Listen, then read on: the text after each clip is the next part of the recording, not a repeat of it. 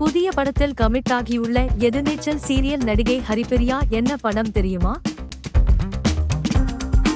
Sun தொலைக்காட்சியில் சில வருடங்களுக்கு முன்பு பெண்களை மையப்படுத்தி ஒளிபரப்பாக தொடங்கிய தொடர் எதிர்நீச்சல் கோலங்கள் தொடரை தொடர்ந்து திருச்செல்வம் அவர்கள் இயக்கிய இந்த தொடரில் கனிகா, பிரியதர்ஷினி, ஹரிப்பிரியா மற்றும் மதுமிதா முக்கிய வேடத்தில் நடித்திருந்தனர்.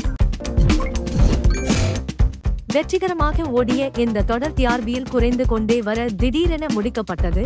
ஆனால் தொடரின் கதையில் மாற்றம் செய்து 1000 எபிசோடுகள் வரை கொண்டு வந்திருக்கலாம் என்பது ரசிகர்களின் கருத்தாக இருந்தது.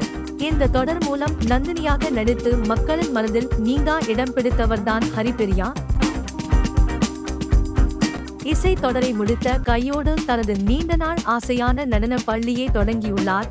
அந்த தகவலை அவர் இன்ஸ்டாவில் பதிவிட ரசிகர்களும் வாழ்த்து கூறி வந்தனர்.